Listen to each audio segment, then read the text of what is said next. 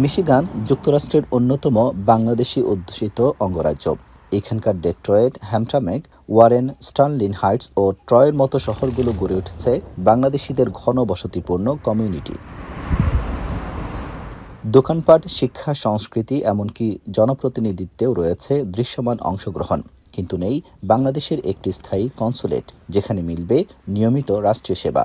এখানে প্রচুর বাঙালিরা আমরা বসবাস করছি। আমাদের সকলেরই প্রাণের দাবি দীর্ঘদিন থেকে এখানে একটি স্থায়ী কনসুলেট স্থাপন করা হোক। মিশিগানবাসী, প্রবাসীর সবার প্রাণের দাবি যে আমাদের এখানে স্থায়ী কনসুলেট দেওয়া হোক।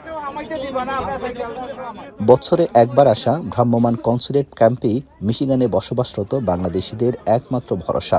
ঘণ্টার পর ঘণ্টা লাইনে দাঁড়িয়ে সেবা নিতে বাধ্য হন হাজারো প্রবাসী। সবশেষ এমন এক ক্যাম্প 3 দিনে শেষ হয়, যদিও 2 দিনের জন্য সেখানে এসেছিলেন ওয়াশিংটন ডিসির বাংলাদেশ দূতাবাসের কর্মকর্তারা।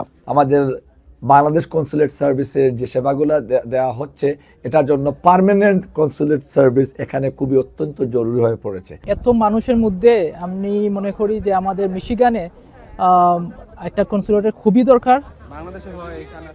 যুক্তরাষ্ট্রে বাংলাদেশের স্থায়ী কনসুলেট আছে নিউ ইয়র্ক, লস অ্যাঞ্জেলেস ও হিউস্টনে। তাই যে কোনো রাষ্ট্রীয় সেবার প্রয়োজন হলেই অতিরিক্ত খরচ যেমন গুনতে হয়, তেমনি লাগে বাড়তি সময়। ওয়াশিংটন যেতে হলে মানুষের অনেক সময় লাগে, অনেক এই কার্যক্রমের মধ্যে যেতে হয়। আজকে এনবিআর সেবা নিলাম, অনেক কষ্ট করে, অনেক লাইন, এবং আমার থেকে 2 মাসের বাচ্চা, 20 দিনের বাচ্চা এমনও আমরা দেখতেছি। এ অবস্থায় কেবল প্রতিশ্রুতি নয়, বাস্তবায়নের দাবি প্রবাসীদের। মিশিগানে বাংলাদেশের একটি স্থায়ী কনসুলেটের মাধ্যমে শুধু সেবাই নয়, এটি দেশের মর্যাদার প্রতীক হয়ে উঠবে বলেও মনে করেন বাংলাদেশি অভিবাসীরা। আব্দুল আহাদ, এখন যুক্তরাষ্ট্র।